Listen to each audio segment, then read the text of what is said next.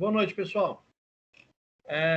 Hoje nós temos um probleminha aqui, porque nós estamos usando o Teams, só que dessa vez sem câmeras, tá?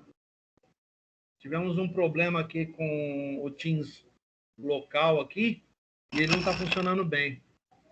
Então, pergunto para vocês aí, vocês estão vendo a tela compartilhada?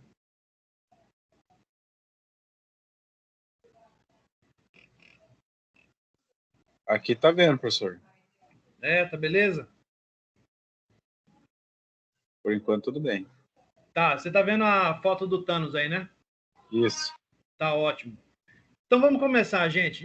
Peço desculpas aí, mas teve um problema aqui no Teams, no modo local aqui, ele não quer funcionar de jeito nenhum, tá? Então eu entrei pelo navegador e pelo navegador, infelizmente, não tem câmera. Tá? Então nós teremos que usar aí hoje sem câmera. Tá bom? Então vamos nessa. O que nós temos para hoje? Vamos lá. Hoje nós temos sistemas distribuídos, classificações. Vamos falar sobre o que é um sistema distribuído, o que é um sistema paralelo, né? O que são redes distribuídas, centralizadas, descentralizadas, né? Hoje vamos falar sobre isso. Temos um vídeo na atividade de hoje, tá? Não tem questão do professor hoje.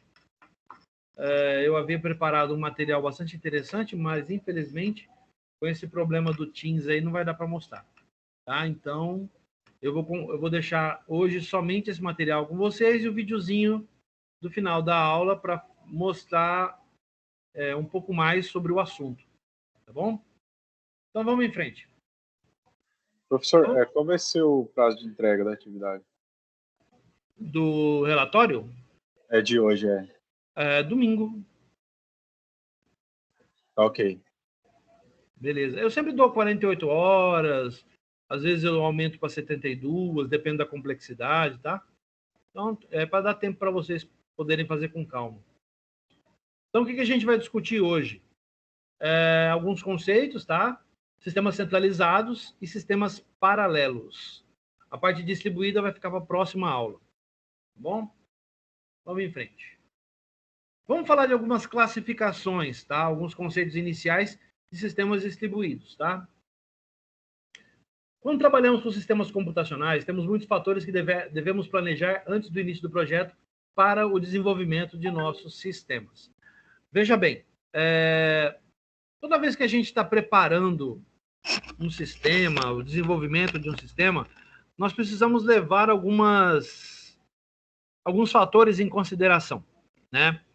Seja um sistema, ou seja uma obra, uma reforma em casa, um ajuste no escritório, né? Eu vou mudar, eu quero reformular aqui minha sala, tal. Então, para tudo, o ideal é ter planejamento, entendeu?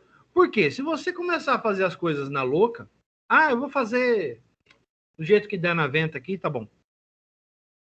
Então, qual vai ser o problema? Certamente você vai ter uma dificuldade muito grande no que diz respeito ao que você pretende fazer. Porque você não planejou, você não pensou no que você pretende fazer. Você simplesmente fez. Começou a fazer de qualquer jeito.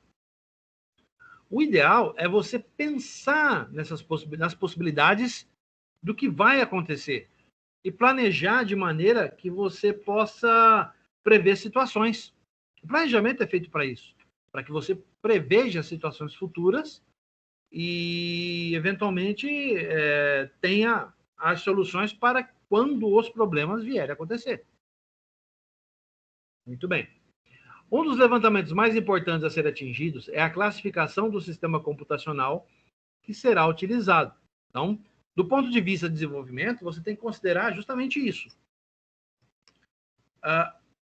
Que tipo de sistema eu pretendo desenvolver?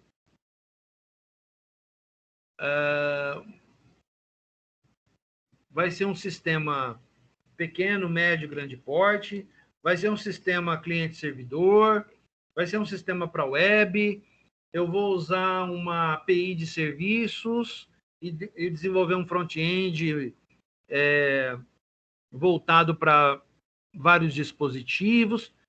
Que tipo de programa você pretende desenvolver? Qual é, né, o nível de projeto que você vai trabalhar? Por meio dessa classificação, é possível ter uma noção de quanto cobrar pelo serviço, estimar o tempo que será utilizado para o desenvolvimento e escolher as melhores ferramentas de monitoração e configuração a serem utilizadas, de acordo com o tipo de sistema computacional apontado, entre outros fatores. É aquela história, você vai desenvolver um sistema, você tem que levar em consideração inúmeros fatores, até mesmo para poder dar métricas de cobrança. Afinal de contas, você não vai desenvolver um sistema de graça, né? O serviço foi encomendado, você precisa aplicar algumas métricas para chegar à conclusão de quanto você vai cobrar. Sem planejamento, sem uma classificação adequada, sem métricas específicas, fica muito difícil você sair cobrando alguma coisa de alguém. Correto? Vamos em frente. Na hora de classificarmos nossos sistemas computacionais, podemos dividi-los em dois grupos: sistemas centralizados e sistemas paralelos. Quando falamos de sistemas paralelos, temos duas subcategorias: os sistemas fortemente acoplados e os sistemas fracamente acoplados. Certo? Nós iremos discutir aqui na aula hoje, primeiro, o que são sistemas centralizados e o que são sistemas paralelos.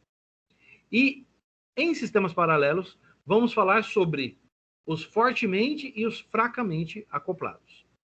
Uma divisão bem sucinta, bem específica, uma aula bem clara, bem objetiva, tá? Se vocês tiverem alguma dúvida, questionem a qualquer momento. Se puderem colaborar com exemplos, eu agradeço e enfatizo que isso é muito necessário, tá bom? Então, vamos em frente. Sistemas centralizados, vamos lá? Podemos definir sistemas centralizados como um sistema em que um conjunto de máquinas utiliza seus próprios recursos e há uma máquina centralizadora de servidor.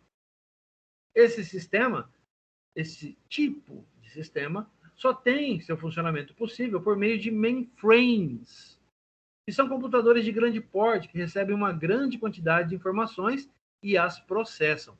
Então, estamos falando de um modelo de computação que data da década de 70 do século passado. Muito bem. Estamos falando de 1970, 1975, até 79. Entretanto, muitos desses mainframes continuam sendo utilizados até os dias de hoje. Certo? Vou dar um exemplo. Sistemas do Detran rodam em um mainframe alimentado por um sistema natural Adabas, certo? Um database baseado em texto que vem desde a época dos mainframes, tá? Isso é utilizado até hoje por inúmeras empresas. O Detran é uma delas. Secretaria de Fazenda é outro. Os grandes bancos e sistemas bancários da própria Febraban utilizam mainframes para o processamento de tarefas. Então, nós estamos falando de coisas muito antigas que, no entanto, são utilizadas até hoje. Certo? Então, o que nós temos? Nesse modelo, nós temos o usuário acessando o mainframe e o mainframe compartilhando diversos recursos, os quais podem ser bancos de dados, podem ser fontes de informação baseada em texto, ou, atualmente, fontes de dados em XML, fontes de dados em JSON e até mesmo atuando em paralelo com BIs né, Business Intelligence e sistemas de Machine Learning. Então, mainframe nunca foi uma palavra antiquada, muito pelo contrário.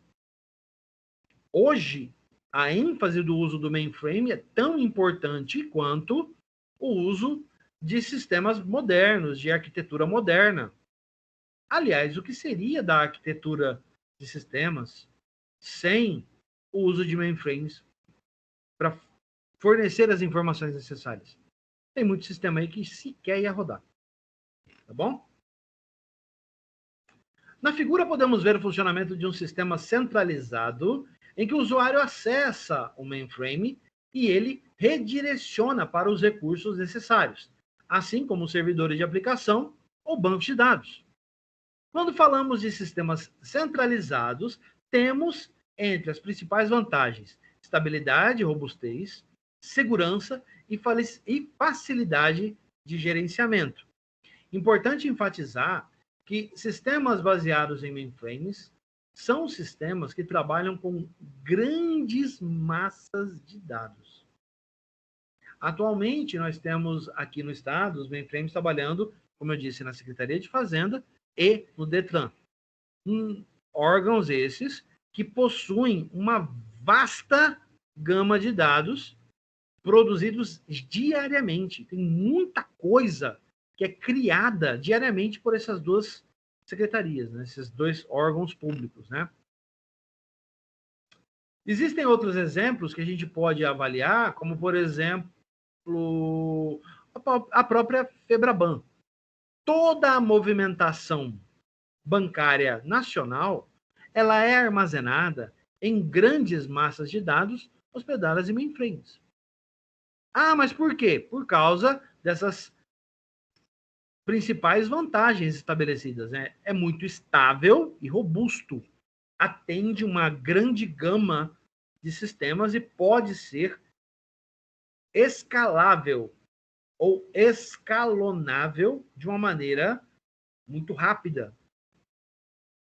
Professor, escalonável? Sim, capacidade de você aumentar ou diminuir uma rede, certo? Ou um cluster, um farm e assim por diante. Quando eu falo cluster, eu estou falando de banco de dados.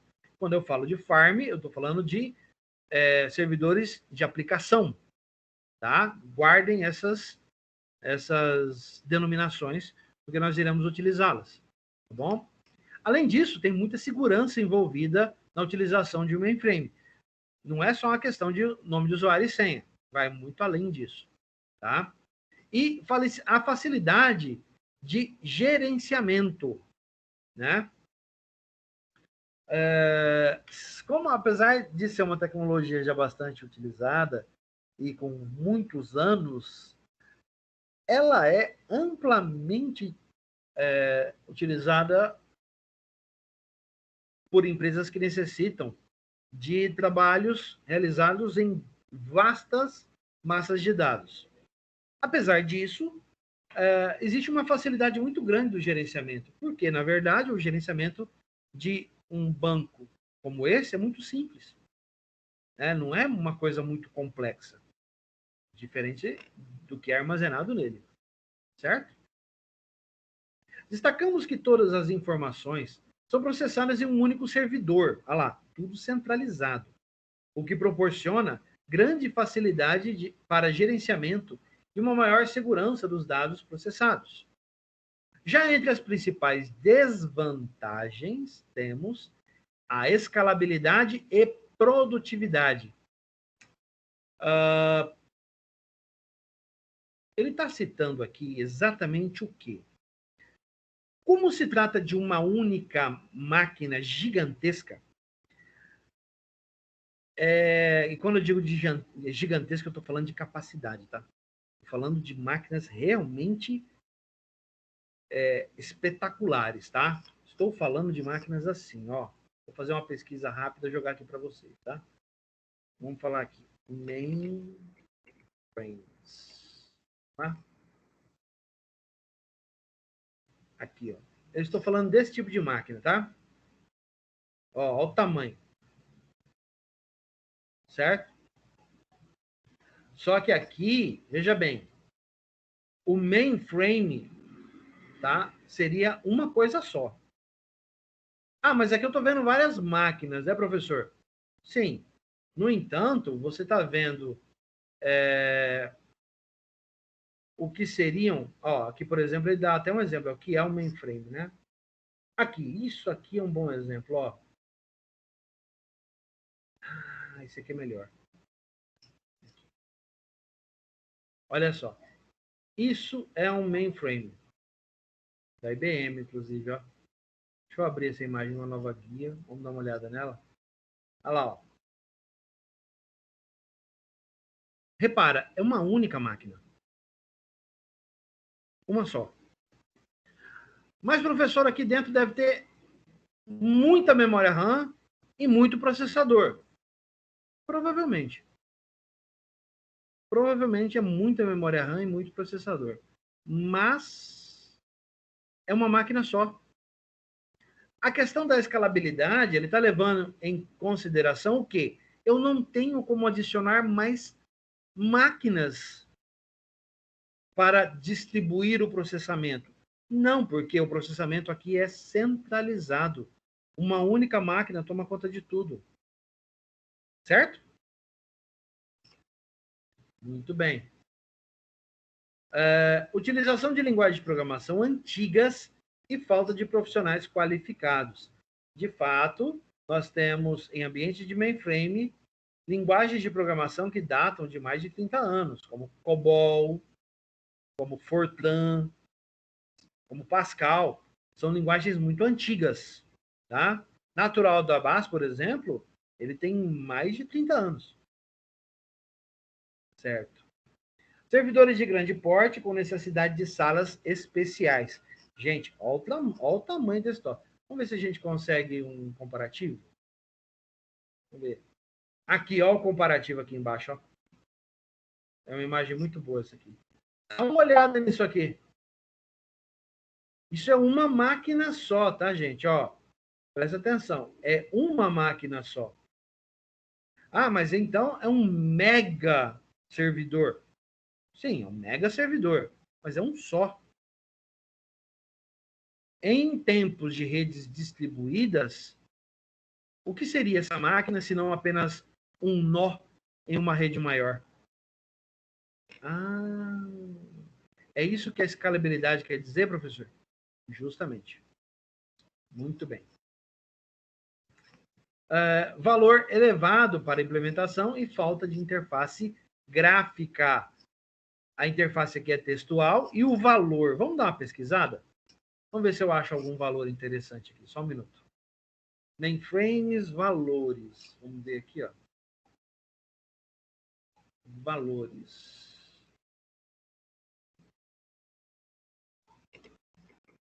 Lá.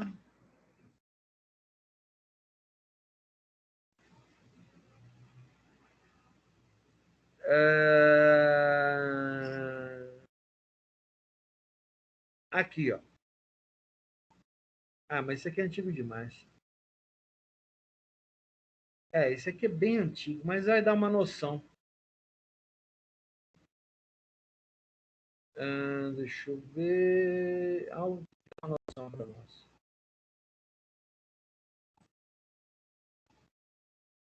Aqui, ó. É um pouco antigo, tá? Mas dá uma noção do quanto a gente está falando, do que a gente está falando, tá? Observa só, ó. IBM Mainframe por 520 mil reais. Tá? Inclusive o pessoal até fala aqui que vendido por esse preço e focado em empresas de médio porte, o mainframe é o mais barato lançado pela Big Blue. Devia ter uma imagem aqui, ó, mas não veio a imagem, tá? 520 mil reais. Vamos procurar aqui, ó. Ver se a gente acha a imagem dele. Aqui, ó. Esse cara aqui.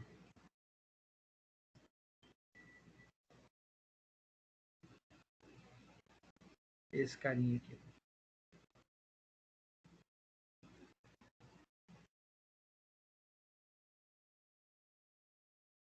Tá aí. Aqui ele é... Não, esse aqui é outro. Ah, não, é ele mesmo. Aqui, ó. Aberto, ó. Olha como é que ele é. Deixa eu pegar aqui. Abrir a imagem aqui. Olha lá, ó, como é que ele é por dentro. Sem a porta dianteira dele, ó. O que você tem? Isso aqui, ó, são placas-mãe. Tá? São placas que são adicionadas a ele para aumentar o processamento. Aqui você tem unidades de armazenamento. Tá? Aqui, ó, tá vendo?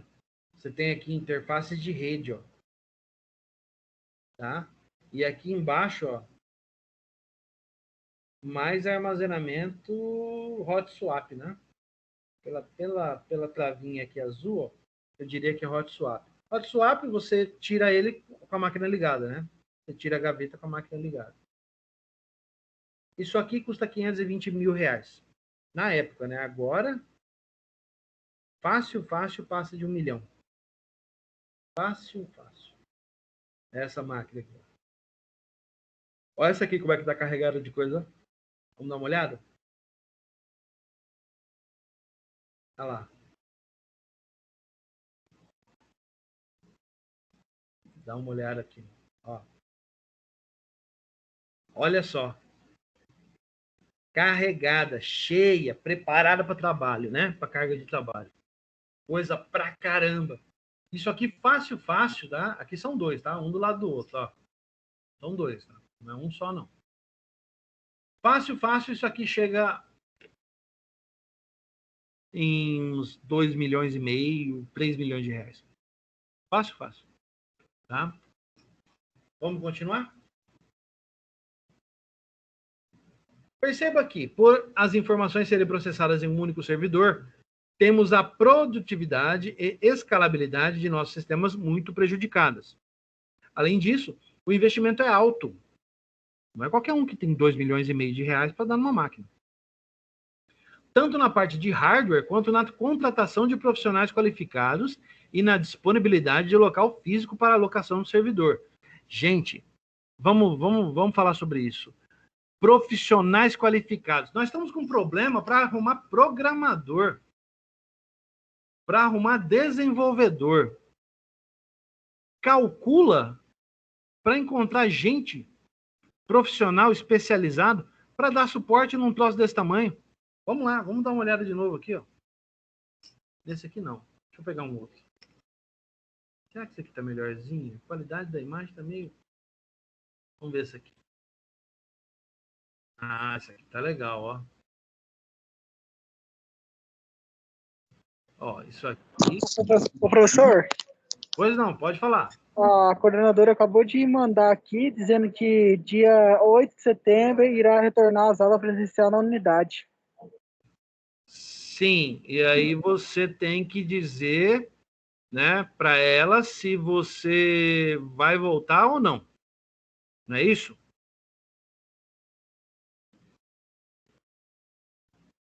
Qual é o aviso que ela mandou para vocês, Mike?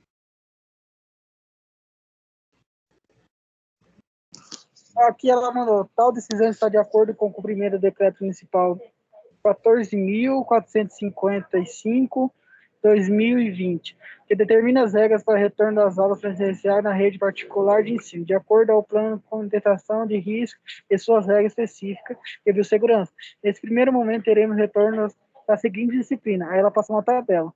Aham. Tá certo. Eu não sei se sistema distribuído está no meio. Porque eu também não fui informado. Mas eu já fiquei sabendo que eu vou retornar para a programação orientada a objeto. Tá? Então, PO1, que tem aula comigo segunda-feira, vai voltar, né? Tanto a turma na quarta-feira eu dou aula de manhã também vai voltar, dia 8 agora já volta as aulas, tá? Agora, sistemas distribuídos na sexta-feira eu não tô sabendo, tá bom? Qualquer coisa que eu ficar sabendo a esse respeito, eu vou repassar para vocês. Se vocês souberem algo, ou ficarem alguma dúvida, questionem lá no WhatsApp, que eu falo diretamente com a coordenadora a esse respeito. Tá joia? Então vamos lá, vamos continuar aqui. Ó, esse é um bom exemplo, tá? Olha a quantidade de hardware que esse mainframe possui. Agora eu gostaria que vocês vissem, por exemplo, isso aqui é um investimento de mais de 2,5 milhões de reais. Tá? É um investimento pesado. Você não pode colocar uma máquina desse porte dentro de uma sala com um ar-condicionado simples. Você tem que ter uma redundância, você tem que ter uma segurança, né? Você já pensou se o ar-condicionado para uma máquina dessa? O tamanho do prejuízo que você vai levar? Né? Uma máquina dessa também tem que ter um suporte bom de tolerância a falhas, né? Para quê? Ela não pode parar. Uma máquina dessa parada, calcula o custo de uma máquina desse tipo parada durante 1 hora num dia de pico como uma quarta-feira após o almoço. É um custo muito alto. Então, ela tem que ter o ambiente adequado, certo? Ambiente climatizado. Ela deve trabalhar numa temperatura muito baixa, tá? E aí eu vou dizer para vocês que eu já tive experiência com algumas salas que eles chamam de sala cofre, né? Que ela é voltada para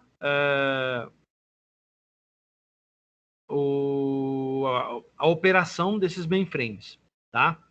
Gente, tem um duto de ar-condicionado que sai na parte de trás dessa criança aqui, ó, que entra, né? Na parte de trás desse cara, que gela completamente essa máquina por dentro. Vou repetir. Um duto de ar-condicionado. Então não pode ser um ar-condicionado de parede. Estamos falando de um ar-condicionado industrial. Uma coisa grande. Uma coisa imensa, né? Estamos falando de investimento de milhões, não só em equipamento, mas também como infraestrutura. Então, fácil, um investimento para ter uma máquina dessa, além do investimento na máquina, é o investimento em infraestrutura. Se você somar tudo, fácil, chega nos 5 milhões de reais. Porque pensa só, ar-condicionado específico para esse tipo de equipamento. Condutos de ar-condicionado distribuídos na sala de forma que eles possam ficar apontados para a parte de trás dessa máquina. Porque esse ar frio entra na máquina, gela a máquina inteira. Eu vi um outro equipamento da HP. Ele parece uma máquina de Xerox, mas só parece, tá? É imenso. Ele tem no meio, assim, ele tem um espaço no meio, uma área com uma grade por cima dele, assim, e ali a HP recomenda que você instale um ar-condicionado daqueles de teto. Para quê? Para que o ar aponte para dentro da máquina. E eu já tive a oportunidade de ver uma máquina dessa trabalhar sem ar-condicionado.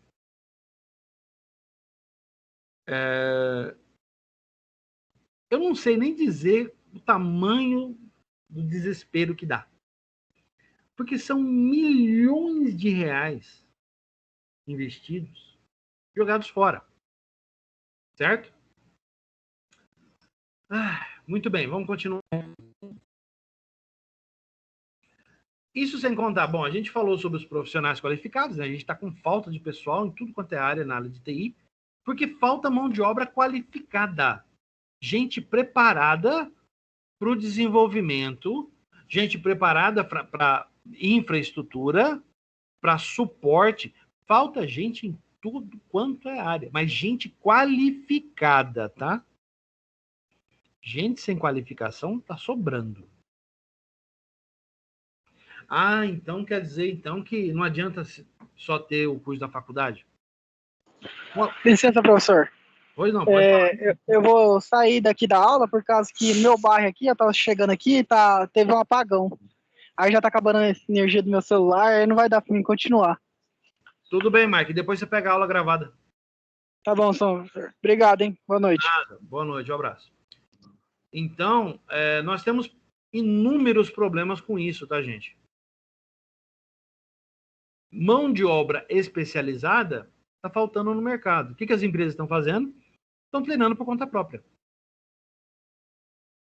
E eu estou trabalhando recentemente com isso e eu posso dizer para vocês, a iniciativa é boa, porém, a preparação acadêmica é muito fraca. Aí a hora de eu falar assim, o aluno pergunta para mim, professor, só a faculdade basta? Não. Não basta. Você precisa procurar mais conhecimento. Você precisa se especializar e se qualificar em um assunto específico. Não adianta ficar só com o beabá que você aprende na universidade, tá? Esquece. Você tem que ir atrás. Certo? Por isso, tamanha dificuldade, né? Que a gente tem hoje. Aqui alguns exemplos, tá? Os sistemas centralizados são utilizados por muitos tipos de aplicações nos dias atuais. Um ótimo exemplo de utilização de sistemas centralizados são os bancos, instituições financeiras, né? A grande maioria utiliza sistemas computacionais baseados em mainframes, como centralizadores, que têm como prioridades a segurança e escalabilidade. De acordo com o tipo crítico de dados e informações sigilosas que são obrigados a processar diariamente, o tipo de sistema centralizado é a melhor opção nesse caso. Então, dada a natureza do processamento que vai ser realizado, eles optam por utilizar um sistema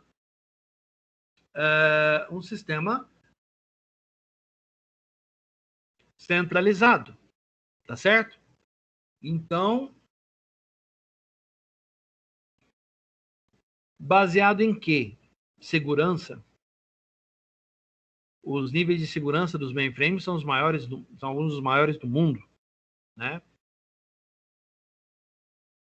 A escalabilidade aqui tem um pequeno detalhe.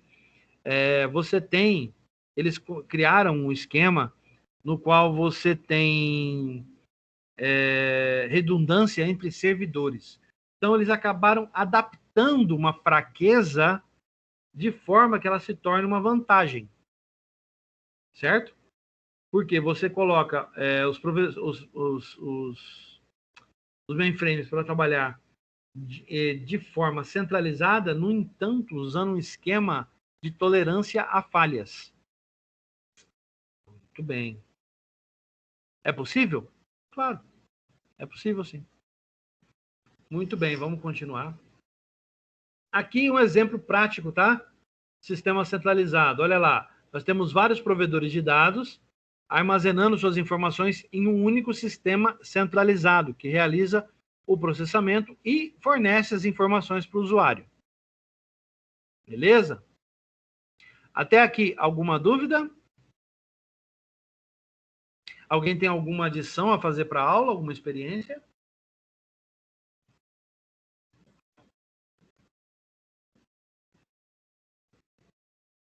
Muito bem. Vamos em frente, então.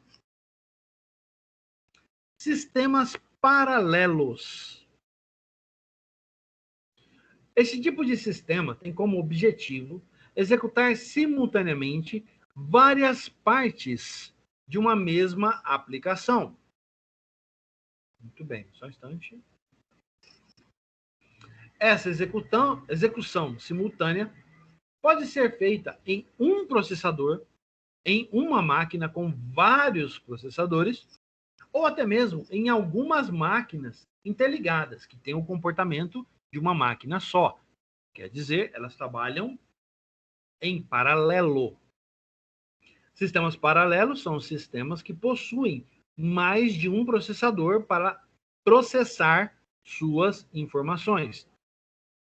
Todos os processamentos que devem ser feitos pelo sistema são resolvidos de forma paralela entre os processadores, ou, no caso, as várias máquinas que trabalham de forma paralela.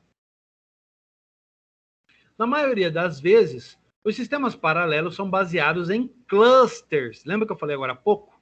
O termo cluster, que são conjuntos de máquinas interligadas que dividem sua carga de processamento.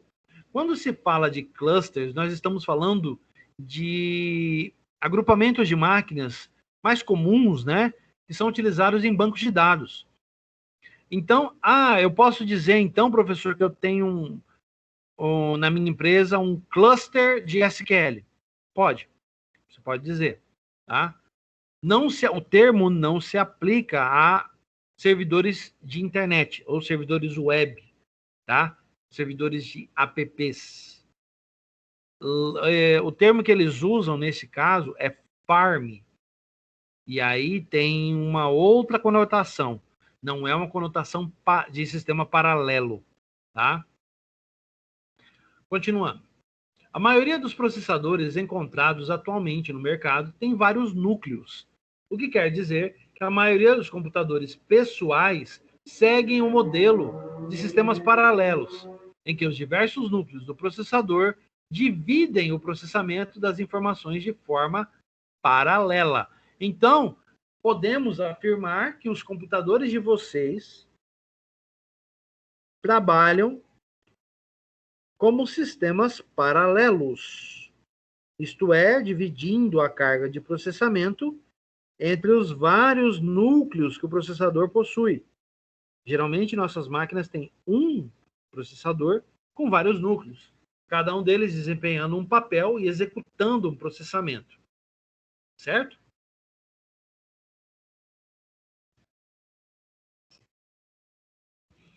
Quando falamos de sistemas paralelos, temos entre as principais vantagens escalabilidade, produtividade e economia. Escalabilidade por quê? Olha, você pode colocar no seu cluster mais ou menos máquinas de acordo com a sua necessidade. Produtividade, se é um cluster de banco de dados, né, a tendência ao acesso à informação fica muito mais rápida e muito mais producente. Economia, essas máquinas não precisam propriamente estar no mesmo lugar. Elas podem estar em locais diferentes. Então quer dizer que eu não vou gastar um rio de dinheiro com conta de luz, porque eu enchi a minha empresa, né, uma sala lá com um monte de servidor. Não. Você não vai ter esse problema. Certo? Perceba que todas as informações são processadas em diversas máquinas ou processadores, o que proporciona grande produtividade no processamento dos dados. Além disso, comparando com os custos de equipamentos para sistemas centralizados, os sistemas paralelos acabam sendo mais econômicos. Basta levar em consideração o que eu acabei de falar. Você não precisa que a máquina ela esteja no mesmo local em que o seu servidor primário está. Não. Você pode ter máquinas espalhadas em diversos locais, né? E essas máquinas trabalhando via rede um sistema de forma paralela. Aplicando esse conceito em um sistema que necessite de um envio de imagem do usuário. Se esse sistema trabalhar de forma paralela, um pedaço da aplicação fará o carregamento da imagem e outro mostrará a barra de progresso do carregamento. Algo muito parecido com o que a gente faz com o Windows hoje em dia.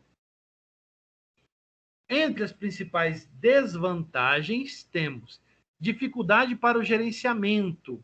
Bom, lembra que eu acabei de falar que não precisava estar no mesmo local? Então, fica muito difícil você gerenciar uma máquina que está a 4 quadras de distância da sua posição atual. Para gerenciar essa máquina, você precisaria estar lá. certo? Muito bem. Esse é o primeiro problema. Outro, segurança. Como a máquina não precisa propriamente estar no mesmo lugar do seu servidor primário, o que acontece? Ela pode ser facilmente acessada ou até mesmo sofrer algum dano ou mesmo ser roubada, como já aconteceram casos anteriormente. Bom? Ela pode ser invadida também, se for o caso. Tem algumas situações assim. Comparado com o modelo centralizado, o tipo paralelo perde em segurança, pois os dados são processados em vários locais ao mesmo tempo, facilitando assim o acesso aos dados por vários servidores.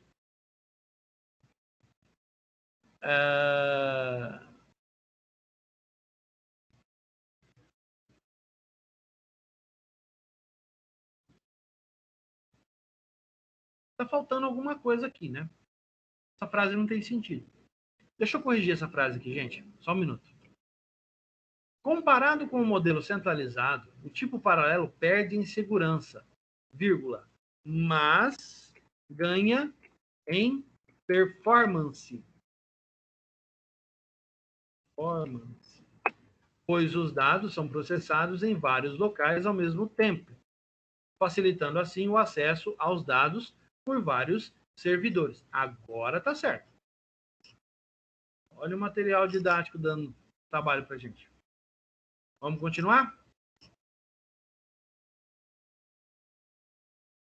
Sistemas paralelos fortemente acoplados. Vamos falar sobre eles. Os sistemas paralelos fortemente acoplados abrangem um conjunto bem grande de sistemas computacionais, como notebooks, smartphones e desktops, que podem ser adquiridos em websites de varejo ou em lojas de departamentos. Olha só, então o equipamento que você está usando nesse momento é considerado um sistema paralelo fortemente acoplado. Olha que interessante. Duas características fundamentais diferenciam esses sistemas dos demais. A comunicação entre processadores ocorre por meio de barramentos internos, que são conjuntos de sinais digitais por meio dos quais os processadores transmitem e recebem dados. Os processadores compartilham a mesma memória principal, conhecida popularmente como RAM, do inglês Random Access Memory. Muito bem. Os sistemas fortemente acoplados, uma vez que também pertencem à categoria de sistemas paralelos, possuem mais do que um processador ou núcleo, permitindo que vários programas sejam executados simultaneamente, ou seja, de maneira concorrente, ou ainda que um mesmo programa pesado, por exemplo, um algoritmo de treinamento de uma rede neural profunda, Deep Learning, quem está fazendo o IAC comigo, já tem uma ideia do que está falando, possa ser dividido em partes menores para que seu processamento ocorra em vários processadores ao mesmo tempo, diminuindo assim o tempo necessário para treinar essa rede. Olha só que interessante isso aqui, né? Os sistemas paralelos fortemente acoplados ainda são subdivididos em sistemas de multiprocessamento assimétricos e multiprocessamento simétricos, embora atualmente os sistemas de multiprocessamento simétricos sejam predominantes. Nestes últimos, não existe a ideia de hierarquia entre os processadores, a fim de evitar um possível gargalo na interação entre os processadores escravos, uma vez que estes têm, eventualmente, que fazer solicitações ao processador mestre, problema que ocorria nas arquiteturas com multiprocessamento assimétrico. Exemplo. Provavelmente, você possui um smartphone que utiliza no seu dia a dia, certo? Supondo que você tenha um Galaxy S8 da Samsung. De acordo com as especificações disponíveis no website do fabricante, esse modelo de aparelho possui 4 GB de RAM e um processador octa-core, ou seja, de 8 núcleos. Esses núcleos se comunicam entre si por barramentos internos ao equipamento e compartilham essa memória total de 4 GB. Esse é um exemplo de sistema fortemente acoplado. Então, um smartphone poderoso, com 8 processadores que se comunicam através de barramentos internos e compartilham de uma memória RAM de tamanho específico, no caso 4 GB. Já tem os de 8, né? Mas esses são caros. Muito bem. E os paralelos fracamente acoplados? Abrangem os sistemas de maior escala, sempre conectados por redes de computadores. Nessa categoria estão os sistemas que utilizam as arquiteturas discutidas anteriormente. Sendo assim, todos os sistemas de rede que utilizam arquiteturas do tipo cliente-servidor, ponto a ponto ou descentralizadas pertencem a essa categoria. Então, vamos deixar negrito isso aqui para que todo mundo possa entender, tá? Olha lá, ó. Todos os sistemas de... até aqui. Olha lá. Beleza? Vamos enfatizar para que o pessoal entenda. Todos os sistemas de rede que utilizam essas arquiteturas do tipo cliente-servidor, ponto a ponto ou descentralizadas pertencem à categoria de sistemas paralelos fracamente acoplados. Tais sistemas são denominados fracamente acoplados exatamente pelo fato de que a interligação entre os elementos do sistema se dá via rede e não internamente ao hardware, o que passa a ideia de acoplamento mais flexível, ou seja, menos rígido do que os sistemas fortemente acoplados. Lembrando que o fortemente acoplado, a ligação é interna entre os circuitos, né? E aqui não, aqui nós estamos falando de um sistema de rede. Eles apresentam várias vantagens em relação aos sistemas fortemente acoplados, tais como desempenho, flexibilidade e escalabilidade. Pode perceber que essa palavra aparece muito, tá? Escalabilidade. Em contrapartida, possui algumas desvantagens, entre os quais podemos citar a velocidade na transferência de dados e a segurança, que é mais vulnerável nesses sistemas. Muitas vezes, essa questão de velocidade na transferência dos dados, que é maior em sistemas fortemente acoplados do que em sistemas fracamente acoplados, pode não parecer fazer sentido. Mas pense na seguinte situação. Observe, ó. A taxa de transferência de dados, teoricamente falando, de um HD externo conectado à porta USB 3.0 do seu laptop é de 5 gigabits nominais. Ao passo que a taxa de transferência de dados, teoricamente falando, em uma rede cabeada atualmente fornecida para usuários domésticos pelos roteadores e pontos de acesso, na maioria dos fabricantes, é de 1 gigabit nominal, ou seja, ela é 5 vezes maior. O primeiro trata de um exemplo, né, de um sistema fortemente acoplado. E o segundo trata de um sistema fracamente acoplado. Porque o primeiro é um HD conectado numa taxa de transferência a 5 gigabits por segundo. E o segundo caso, uma rede cabeada, uma rede interna a nossa redinha com cabinhos azuis aí, chega no máximo estourando a 1 gigabit. Ah, mas eu consigo mais. Bom, se você tiver uma rede de alta performance com fibra ótica, você certamente deve conseguir mais. Tá? Mas nesse caso aqui, você não vai conseguir, não. certo? Esse é o máximo que essa rede pode fazer. Então, o dispositivo interno ganha 5 vezes mais a velocidade do que um dispositivo de rede. Onde mora aí o problema? Se o dispositivo de rede estiver desconectado, não existe forma de processamento entre duas máquinas trabalhando em modo paralelo. No entanto, se você estiver trabalhando em rede, você pode não conseguir a mesma velocidade, mas você pode conseguir o quê? Mais máquinas. Entendeu a diferença? Muito bem. Vamos seguir em frente, por favor. Os sistemas distribuídos também pertencem à categoria de sistemas fracamente acoplados. Sendo assim, herdam as mesmas características, ou seja, utilizam arquiteturas do tipo cliente-servidor, ponto a ponto ou descentralizadas, e comunicam-se via rede de computadores, seja via cabos elétricos, óticos ou comunicação sem fio.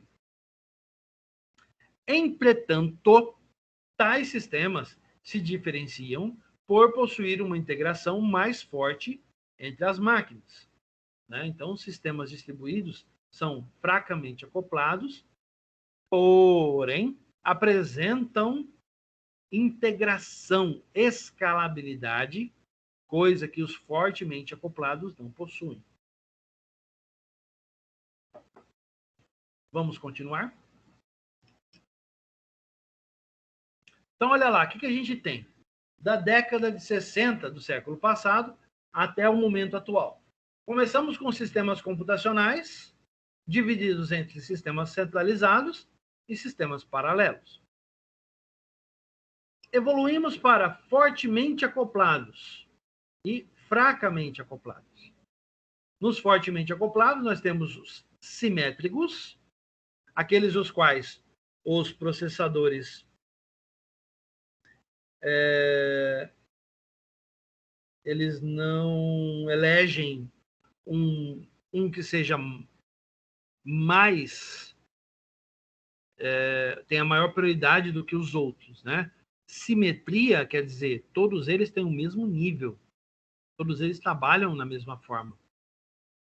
E os assimétricos, aqueles os quais os processadores devem eleger um deles para comandar os outros. No sistema assimétrico, nós temos problemas com o tipo de algoritmo que trabalha dessa forma. Nos sistemas assimétricos, o problema não ocorre. Do outro lado, nós temos sistemas fracamente acoplados. No caso, sistemas de rede, né?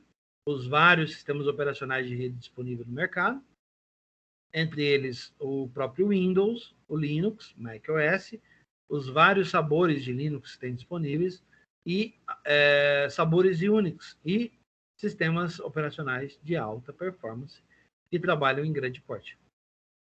Por fim, nós temos sistemas distribuídos, ou seja, aqueles que são totalmente contrários ao ambiente de rede, no entanto, utilizam suas capacidades para realizar o mesmo nível de processamento. Muito bem. Até aqui, alguma dúvida?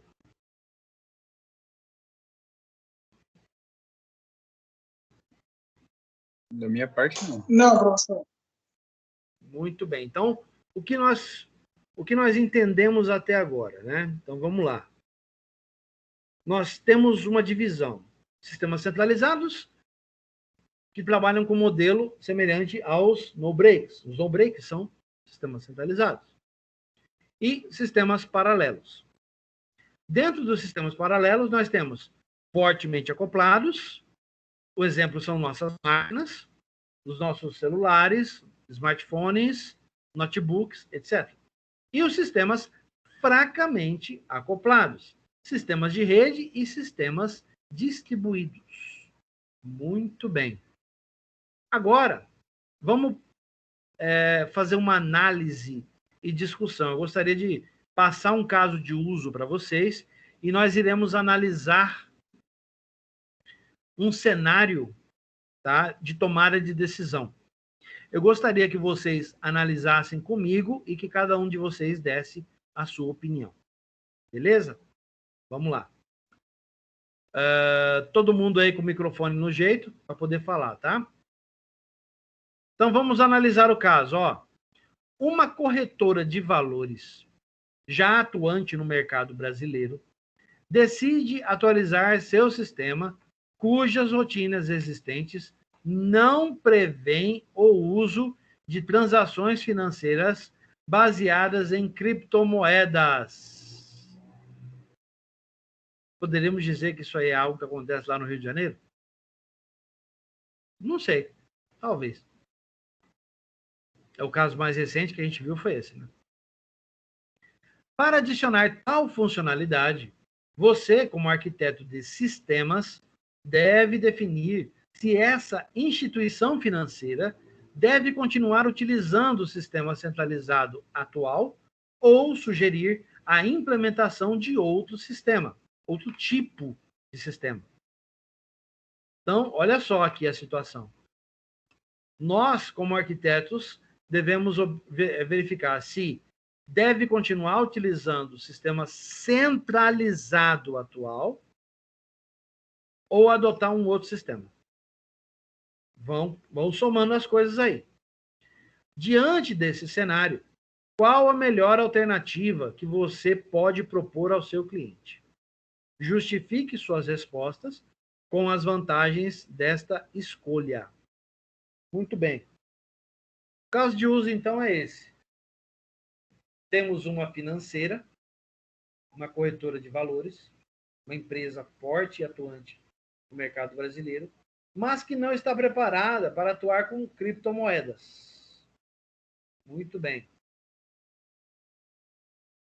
Então, logo em seguida, nos vem a questão.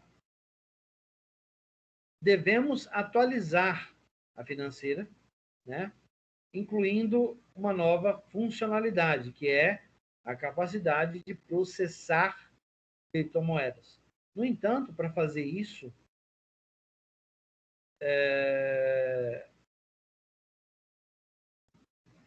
nós devemos decidir, né? Se permaneceremos num sistema centralizado, que já é o sistema atual, difundido pela empresa e utilizado há bastante tempo, ou um sistema descentralizado, ou alguma coisa do tipo, permitindo que possa ser aplicada uma nova metodologia e a empresa possa vir a trabalhar com transações financeiras com criptomoedas. A pergunta é, o que você faria? Quem quer responder primeiro, por favor? Professor, é o Mike aqui. Professor, eu ficaria com o sistema centralizado, pela questão, como o senhor falou ali, que uma das vantagens é a segurança. Eu penso como seja a criptomoeda, que é uma coisa que qualquer pessoa, hacker, qualquer coisa, queira atacar essa parte, né? Queira roubar essas moedas, esse ativo. Então, eu ficaria com centralizado. Beleza, Mike. Obrigado. Muito bom. André.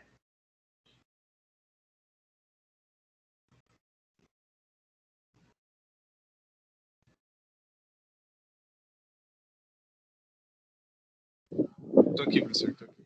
Beleza. Vou pegar uma água. André, o que você faria nesse caso? Eu estava pensando da mesma forma em priorizar a segurança. Certo. Então você ficaria com o sistema centralizado que já é utilizado na empresa. Tá certo. Tudo bem. Obrigado, André. Nilson.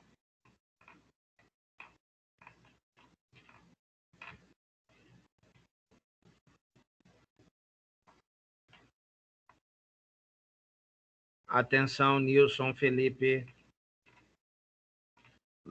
Pare o que você está fazendo e responda a pergunta do professor.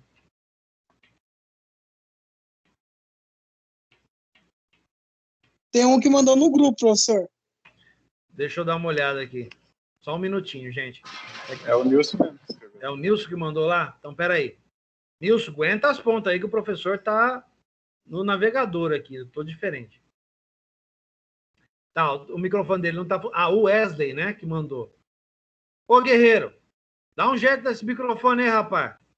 Não, o Wesley mandou no chat e o Wilson mandou no WhatsApp.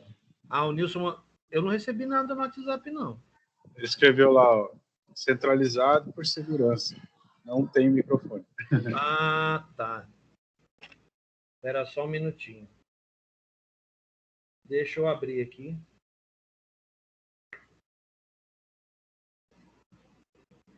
Ah, sim, Nilson. Eu vi aqui agora. Legal.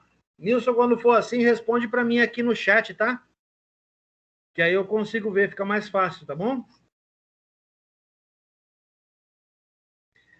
Muito bem. Wesley, se vira, guerreiro. O que você fez com o seu microfone? Semestre passado funcionava, hein? Dá seus pulos. É o Covid. Tá com Covid, né, Wesley? Ah, para você não funciona o chat? Ah, é verdade, você não está usando a conta do...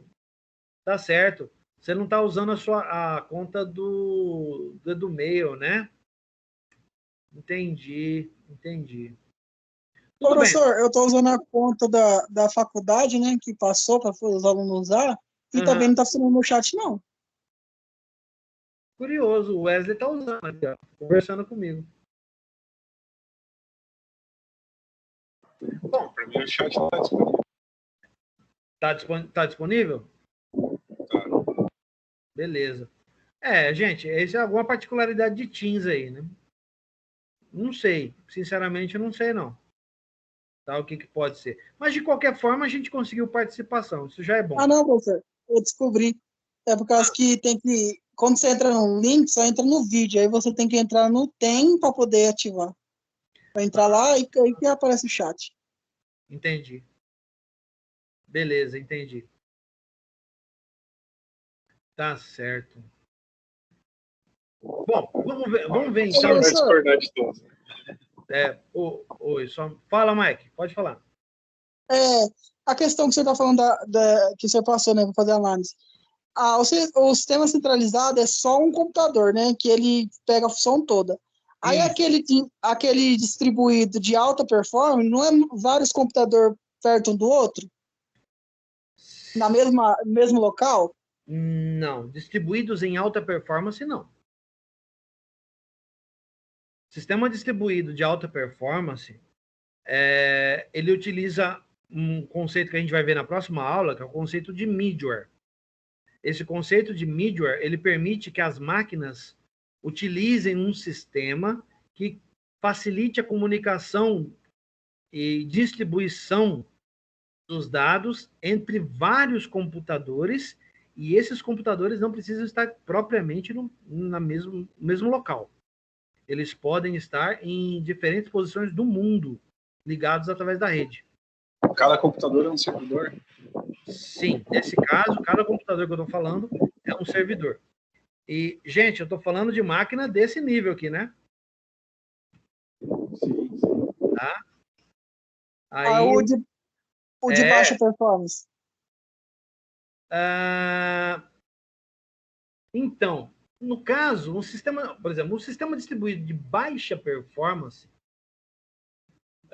pode ser, por exemplo, utilizado dentro da empresa para o processamento, por exemplo, de folha de pagamento. Tá? Que aí você tem... Aí, nesse caso, o que você teria? Você não teria máquinas como essa. Você teria seu computador, você teria um notebook da empresa, certo? Utilizando um sistema cliente-servidor, você pode instalar uma parte do sistema distribuído da empresa na sua máquina e, em momentos em que a máquina estiver ociosa, ela processa ou ajuda o sistema distribuído processar as informações. Eu conheço um exemplo muito bom de sistema distribuído que é usado pelo SET. Deixa eu mostrar para vocês aqui. É um exemplo muito interessante, tá? Não sei se vocês já ouviram falar desse cara aqui, ó. Espera aí, deixa eu arrastar para cá. Ah, tá, professor, agora eu entendi. Então eu fico com centralizado ainda. Eu achei que era distribuído por na mesma sala. Uhum. Aqui, ó. Esse cara aqui, ó. Set at Home. Não sei se já se conhecem, já ouviram falar. O que é esse cara aqui? O SET é um negócio de pesquisa, né? Uma instituição de pesquisa em busca de vida alienígena. Então ele varre o céu, tá? Utilizando telescópios que buscam ondas eletromagnéticas, né? Que é ondas de rádio, né? Então ele varre o céu em busca de ondas de rádio e, baseado nessas ondas de rádio, ele analisa e verifica se nessas ondas de rádio ele consegue localizar sinais de inteligência de comunicação. Tá? Só que vocês concordam que varrer o céu em busca de sinais de rádio é muita coisa. Né? É muita coisa mesmo. Tá? Eu não diria nem céu, né? O universo. Se você pegar um trecho, né, um trecho apenas do céu, né, da varredura que ele faz, só aquele trecho ali pode ter milhões de frequências de rádio ali para serem avaliadas, né? Então, como é que ele faz? Como é que funciona o SET at Home? Funciona da seguinte maneira: o que você faz? Você entra, você se cadastra. Na verdade, eles estão falando que está em hibernação, ó, não está funcionando agora, tá? Eles não estão distribuindo tarefas, tá? No momento. Mas como é que funciona esse projeto? Você entra, você se cadastra e você faz download de um sistema que permite que você receba dados dos laboratórios do SET. Você recebe esse conjunto de dados e você começa a processar isso nos horários livres. Tipo assim, eu vou sair para almoçar. Aí o sistema do SET, rodando na sua máquina, percebe que a sua máquina está ociosa, e aí ele começa a dar o processamento, né? É como se ele alugasse nossa máquina. Oi, André, tá muito baixo. É como se ele alugasse nossa máquina por um momento. Isso, exatamente. A analogia é essa. Muito bom. Então, pensa só. A máquina está em descanso de tela, mas não está desligada. Então, beleza. Nesse momento, o sistema começa a utilizar a sua máquina para fazer varredura de sinais naquele trecho dos dados que ele baixou do servidor. Quando ele termina de fazer o rastreamento daquele trecho, o que ele faz? Ele envia de volta os resultados para o servidor. Quer dizer, ele só verifica os dados. Né? Ele só verifica se aqueles dados contêm algo relevante. Mas ele não toma nenhuma atitude, ele só faz essa verificação. Terminou, ele pega e manda de volta para o servidor aquele trecho que ele processou e recebe um novo trecho para executar, para continuar processando. E assim vai, ele recebe esse bloco de dados, ele analisa aquelas transmissões, se ele encontrou ou não encontrou nada, não importa. Ele vai devolver os resultados dele para o servidor. Ele pega outro trecho de comunicação e repete o processamento quantas vezes puder, até você voltar. Na hora que você volta para a máquina, tira a máquina da tela de descanso, o sistema para. Ele não trabalha mais. Certo? Então, tem outro sistema que faz muito isso. Tá? e trabalha dessa forma. Vocês já devem ter ouvido falar. Vocês já ouviram falar disso aqui, ó? PC zumbi? Né? O que é um PC zumbi? Vamos ver se o pessoal sabe, tá? Ó, de acordo com o Wikipedia, tá? Ó, computador zumbi é um termo empregado para classificar computadores utilizados para envio de spam e ataques a sites, sem que o dono do computador saiba de tal atividade. O que ele faz? Ele usa o mesmo que o SET utiliza no processamento das mensagens. O que ele faz? Ele infecta a tua máquina e fica quietinho. Quando a máquina entra em descanso de tela, o que ele faz? Ele entra em contato com um servidor mestre e puxa dados de tarefas que o hacker quer que ele execute. Vamos supor que algumas dessas tarefas sejam invasão a outros sites. Certo? Ou, por exemplo, seja quebra de senha, né? Executa o cálculo de quebra de senha de um determinado site. Mas aí ele não vai quebrar a senha sozinho, né? Ele está pegando só uma parte desse cálculo. Isso é um sistema distribuído.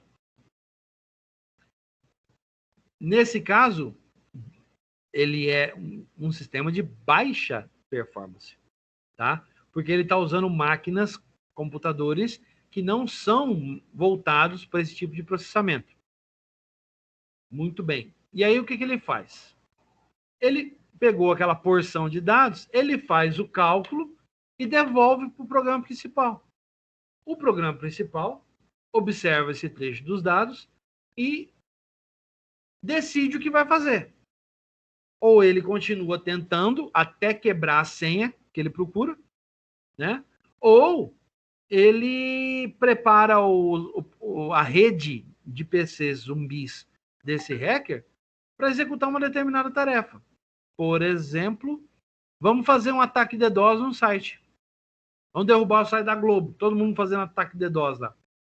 Ele ordena que todos os PCs zumbis que estão sob o poder dele, quando estiverem ociosos, executem um ataque. Acaba derrubando, né, o site de tanto ficar fazendo ataque DDoS em cima do site da Rede Globo. Certo? É assim que funciona um ataque de larga escala contra um servidor.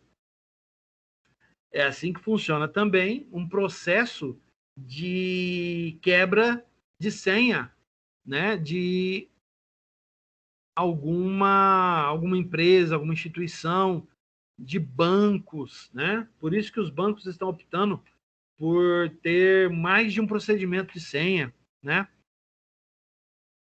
É por isso, inclusive, que a gente tem que usar os procedimentos de segurança para garantir que as nossas máquinas, os nossos celulares, os nossos serviços, né, mais importantes, né, Facebook, Instagram, WhatsApp, Twitter, etc., eles não sejam sequestrados, digamos assim, né? O termo, inclusive, usado é esse, né? O cara sequestrar o seu Facebook ou o seu WhatsApp para usar em golpes. Inclusive, recentemente, isso tem sido muito, muito feito, né? A pessoa sequestra o seu WhatsApp e acabou. Você não tem mais acesso a ele. Se você quiser ele de volta, você tem que pagar. Certo? Isso é atualmente está sendo muito utilizado, né, pelos nossos coleguinhas aí que tem tempo de sobra, né? Porque quem gente ocupada não trabalha com esse tipo de coisa. Convenhamos, né? Quem tem o que fazer não fica caçando prejudicar o outro assim, né? Muito bem. Gente, vocês têm algum exemplo que vocês queiram dar a respeito de sistemas parecidos? Eu dei 2 aqui. Quem pode me dar um exemplo aí?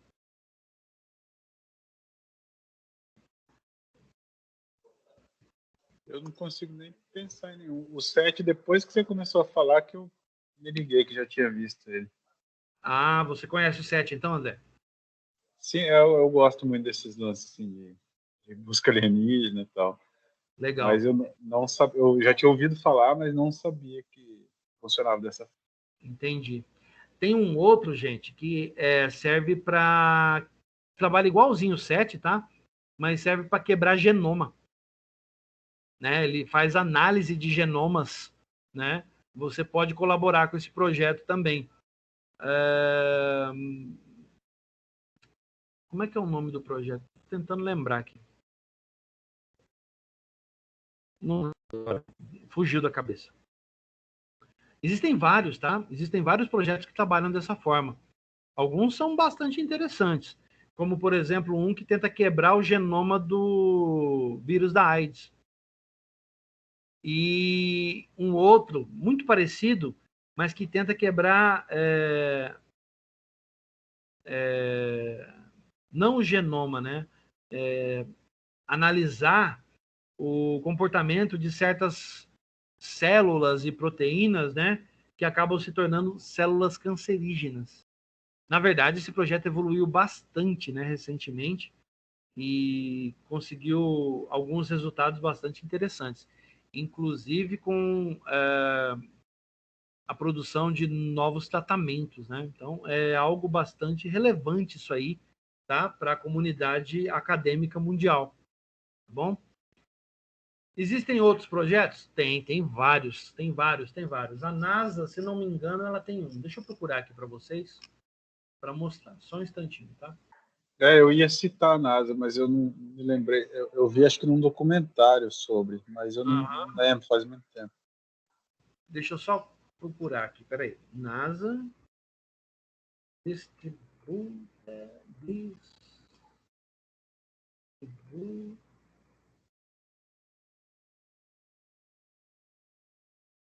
aqui. Distributed Computing, computação distribuída da NASA. Olha que legal. Tem vários projetos, né? Olha só. Não está na tela aí, professor. Não, eu vou passar para vocês. Calma aí, gente. Peraí. Aqui, ó. Eu achei na Wikipedia, ó. Tem vários projetos aqui, ó. Vários deles, tá? Esse Boink aqui, ó. Que ele fala aqui, ó. Tem aqui, né? E aqui tá marcado. Esse aqui é a infraestrutura, né? É a aplicação de infraestrutura para computação distribuída, tá? É aquele que o pessoal do SET aqui, ó, eles utilizam para executar. Agora o SET está fora do ar, né? Mas aqui, ó, Powered by Boink, tá vendo? Então, esse Boink aqui é o produto que a gente usa para trabalhar com ele. Deixa eu entrar no site, eu vou mostrar para vocês aqui. Ó, ele é lá da Universidade de Berkeley, da Califórnia, né? Quem conhece aí a Universidade da Califórnia? Os caras são famosos, tem vários projetos famosos aqui, né? Legal. Esse aqui é o site oficial deles. Eu acho que dá pra baixar a aplicação deles aqui. Deixa eu procurar aqui, peraí. Bom. Ó, tem um instalador aqui deles, tá vendo? Ó? Tem um cliente que é Android, tem um cliente Flatpak. Eu acho que eles não têm, eles tiraram o cliente para Windows. Aqui, ó. Start Computing, download Boink. Deixa eu dar uma olhada aqui. Ó. Ou escolha projetos específicos, né? Ó. Aqui tem, ó. Dá para baixar ele. Olha, dá para baixar o Boink para o VirtualBox. Ou o instalador. Você consegue instalar ele na sua máquina. Aqui é uma visão dele. Ó. Vamos ver se eu consigo abrir aqui. Peraí. Abrir uma nova guia. Aqui. Está muito pequenininho, não dá para ver direito. Quer ver, ó? Aqui, ó. Alguns projetos, né? Deixa eu procurar aqui, ó. Quais são os projetos que você pode se inscrever. Olha, você se inscreve nele e aí você escolhe. Você quer trabalhar com o quê? Aqui tem uma lista, né? Ó. Os projetos que tem disponíveis aqui. São vários, hein? Ó, aqui, ó. Milky Way at Rome. Ó. Olha só que legal. É um projeto de computação distribuída voluntário em astrofísica, sendo executado no BOINC, né, na plataforma BOINC, usando diversos computadores alimentados por 38, acima de 38 mil computadores, 27 mil voluntários desde 2011. Eita, o projeto é grande, hein? Tá vendo? Ó, tem ó, quem gosta de jogo aqui, ó. Tem um do Minecraft. Olha que legal. Estuda questões relacionadas ao Minecraft, tais quais as propriedades dos mundos que podem ser gerados de diferentes alimentadores randômicos, né, ou semeadores randômicos. Olha que interessante. Rosetta at Rome. Isso aqui é outro bastante interessante, tá? Já ouvi falar também. Pesquisa de doenças, né, baseadas em proteínas, né? Tem nenhum da Tesla aí? Da Tesla, vamos ver, vamos procurar, deve ter sim. Acho que da Tesla, acho que não. Olha o 7 aí, passou aí, vamos ver. O 7 perdido aqui no meio, aqui, ó. É ele aqui. Né? Tem um do Covid, olha só. Tem um da Covid, né? Eu acho que a Tesla tinha um voltado para inteligência artificial, alguma coisa assim. Ou a Google, não sei. Aham. Olha que interessante, ó. Tem vários inativos, de repente o da Tesla pode estar perdido aqui no meio. Ó, o do genoma aqui, aquele que eu falei para vocês, ó. É lá da Universidade de Stanford, tá? Deixa eu ver. Tem da malária. Quais mais são interessantes para a gente ver aqui? Olha, uma rede de apanhadores de terremotos. Olha que projeto legal. Que interessante isso aqui. Na Califórnia. Já pensou? Bem onde tinha que ser, né? Lá em Stanford. Ó. Meu amigo. Vamos ver. Tem projetos em grid também, mas aqui é outra coisa, mas que a gente vai acabar estudando no futuro. Depois dá até para a gente dar uma olhada. Até tem a infraestrutura, projetos relacionados à infraestrutura de projetos distribuídos. Nossa, tem muita coisa. Olha a quantidade de fonte que esse cara tem.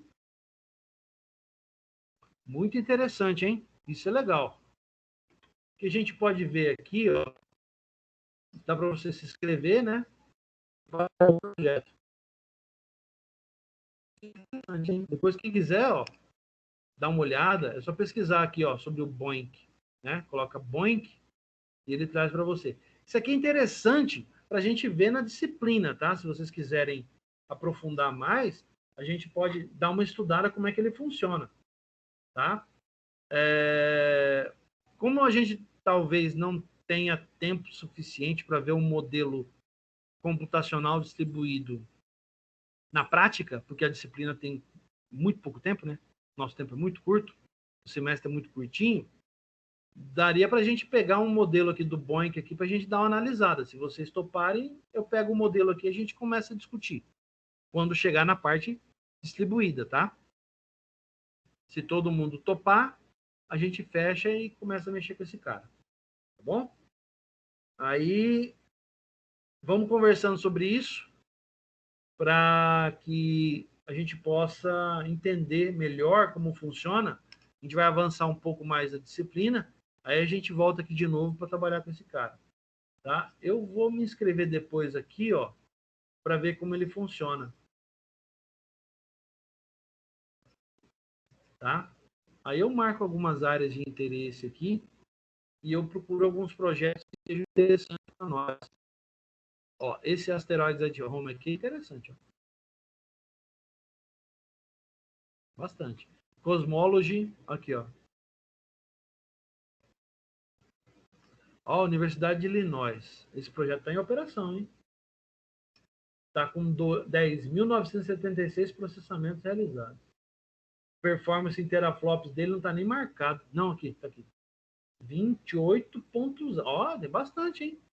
O Asteroides tem 328, o Cosmology tem 28.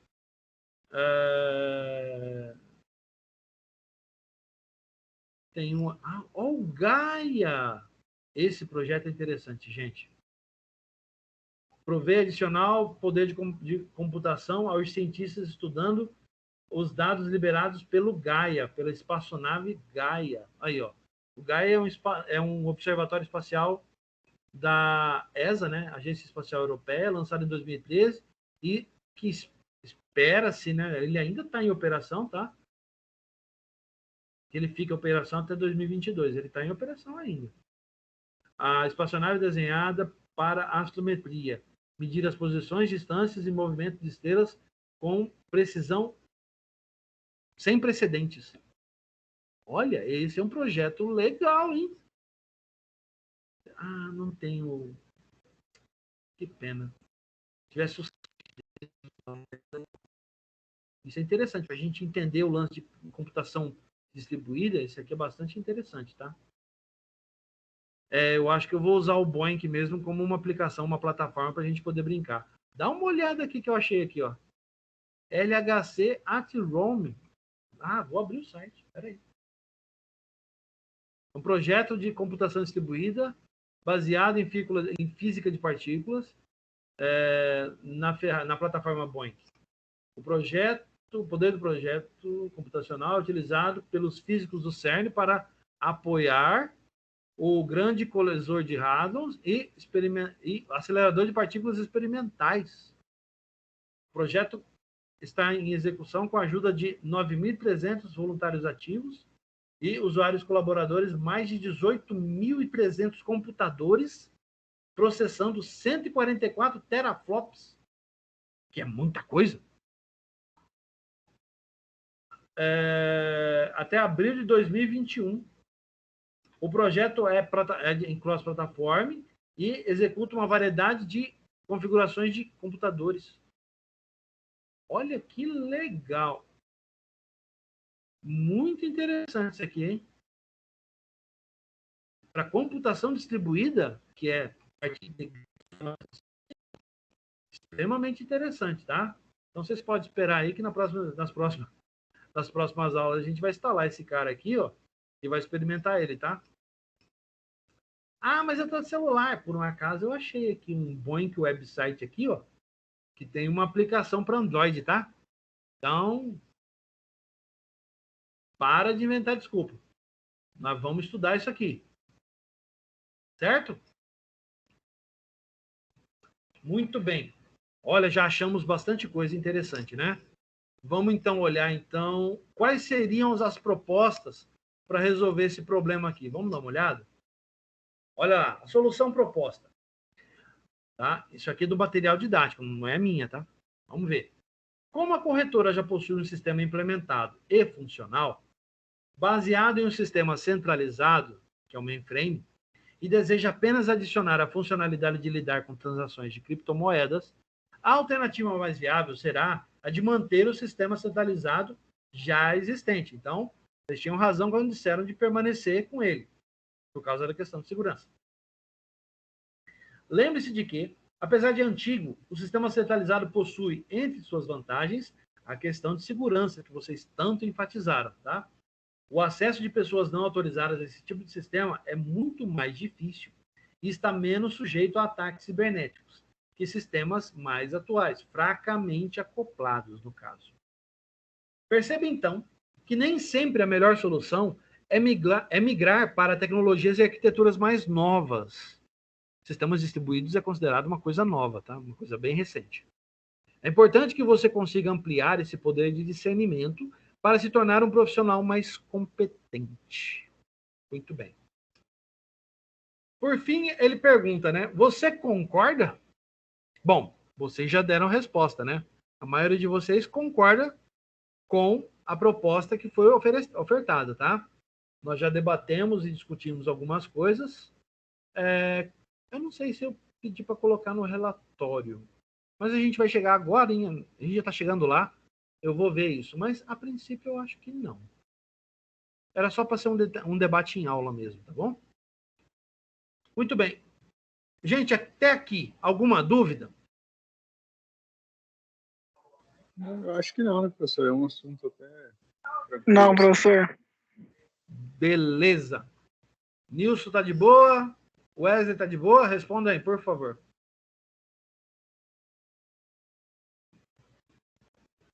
Vou esperar. Beleza, Wesley. Obrigado. Nilson, alguma dúvida? Tudo tranquilo?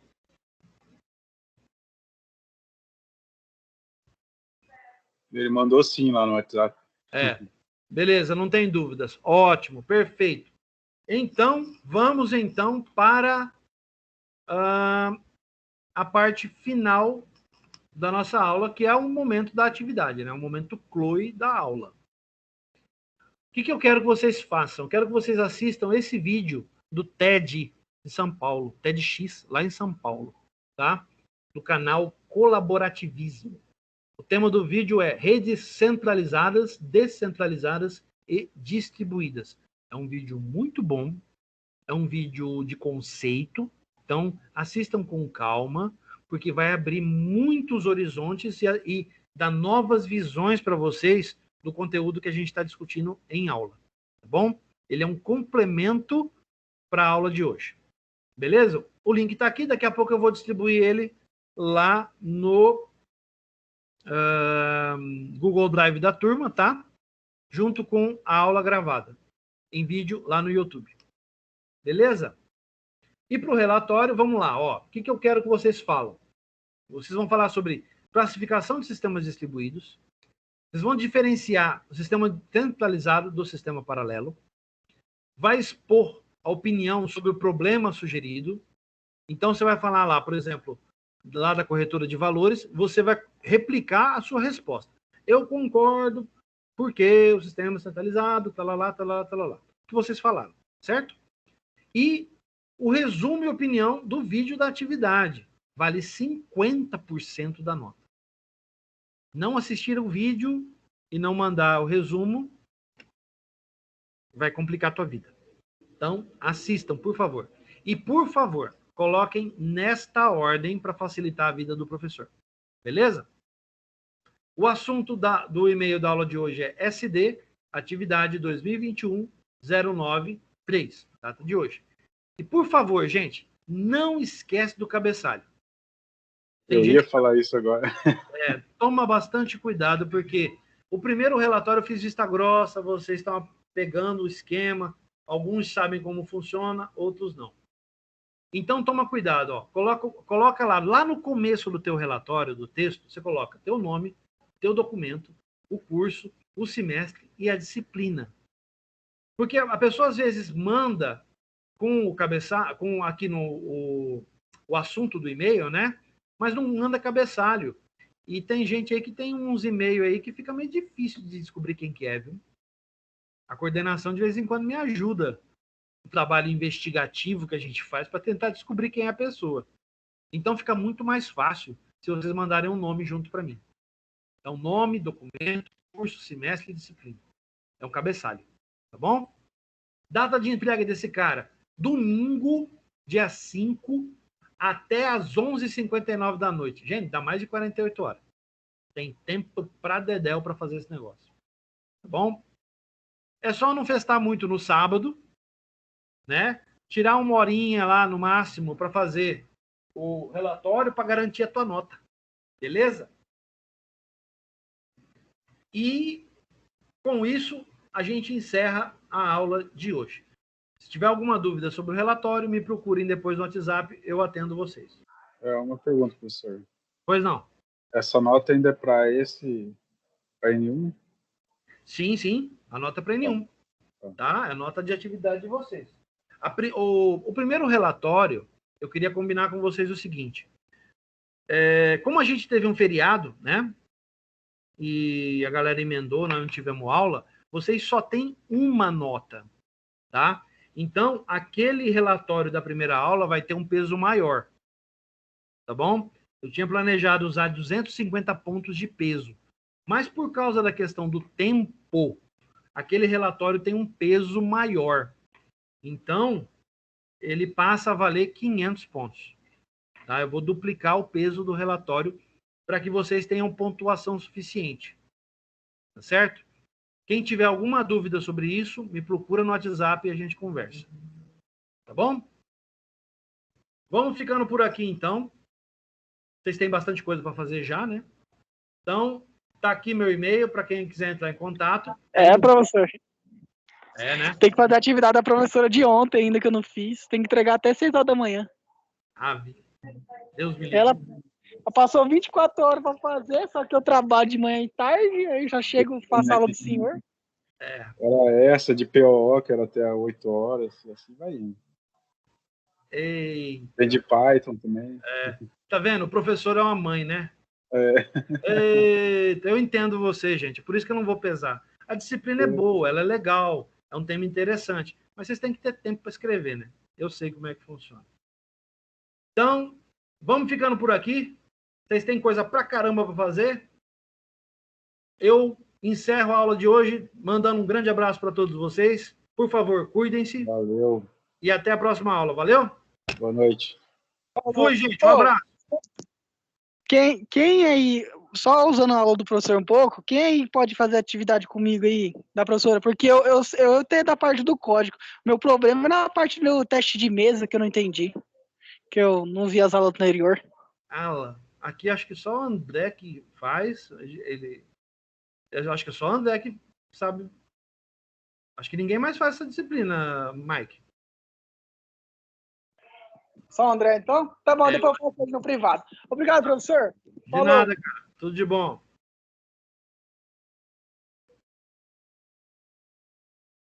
O Wesley, ele acho que ele estava falando de PO2. Aí de Lene. Se você paga a disciplina, troca uma ideia com ele. Tá bom? Grande abraço. Bom descanso, tá?